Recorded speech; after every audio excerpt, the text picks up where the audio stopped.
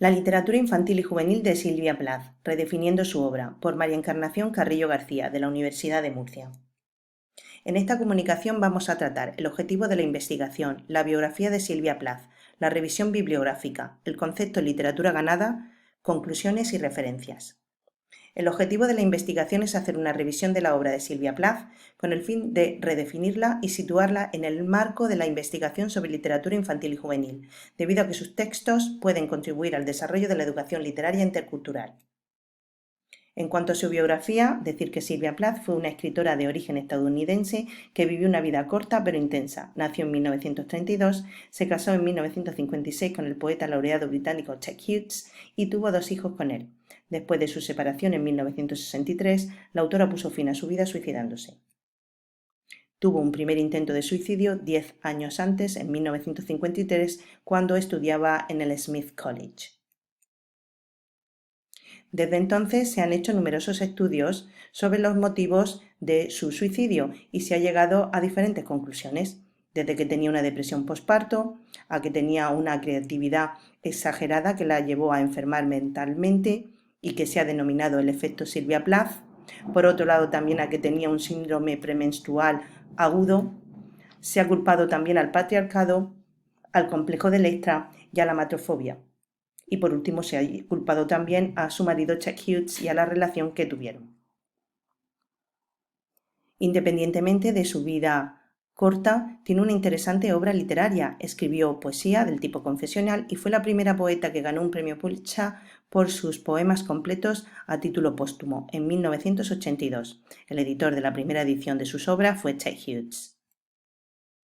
Tiene varios volúmenes de poesía, como son El Coloso, Ariel, 3 mujeres, Cruzando el agua, Árboles de invierno, poemas completos, entre otros. En cuanto a su obra en prosa, destacar que escribió una treintena de relatos cortos, aparecidos en el volumen Johnny Panic and the Bible of Dreams, en 1977, en castellano Johnny Panic y La Biblia de los Sueños. Este volumen de relatos está dividido en 4 partes y en el primer volumen están recogidos aquellos relatos que obtuvieron mayor éxito cuando se publicaron originalmente en prensa y revistas.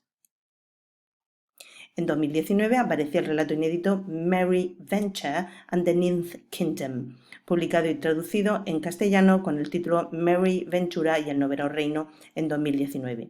Es un relato de corte fantástico donde la protagonista viaja en tren hacia el Noveno Reino. Escribió tan solo una novela considerada autobiográfica de Belleat, La campana de cristal, publicada en 1963 bajo seudónimo de Victoria Lucas.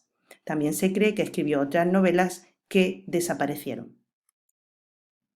La primera edición de sus diarios fue editada por Ted Hughes y en el prólogo deja recogido cómo fue el proceso de recopilación de los mismos y también explica por qué destruyó las últimas páginas de su último diario. El motivo fue que no quería que sus hijos tuvieran que leer lo que allí estaba escrito. También cuenta que hubo un volumen de los diarios que desapareció. A la muerte del autor se publicaron The Unabridged Journals, los diarios completos en español, donde se recopilaron otros textos autobiográficos. Letters Home, en castellano Cartas a mi madre, es el volumen de cartas seleccionadas y prologadas por su madre, Aurelia Schubert Plath, en 1975, entre las cartas que su hija le envió. La tesis escrita para graduarse en Smith College en 1955 fue publicada con el título The Magic Mirror, A Study of the Novel of Two Dostoevsky Novels en 1989. Silvia Plath es poco conocida por su literatura infantil, constituida por los relatos The Bad Book, publicado en 1976, The It Doesn't Matter Suit, publicado en 1996, o Mrs. Sherry's Kitchen, publicado en 2001. Estos 3 relatos están recopilados en el volumen Collected Children's Stories en 2001, de los cuales encontramos traducido y publicado en lengua castellana El libro de las camas en 2014. Según Cervera, la literatura ganada para el público infantil y juvenil es el conjunto de obras destinadas en sus inicios a un público adulto, que fue ganada por un público infantil y juvenil con el paso del tiempo, como las obras de Julio Verne o La Isla del Tesoro, por poner algunos ejemplos. Consideramos que la literatura de adultos de Silvia Plath es una literatura ganada para el público joven debido a sus características, al tipo de personajes que aparecen, que son jóvenes, y a los temas literarios que se dan, propios de jóvenes.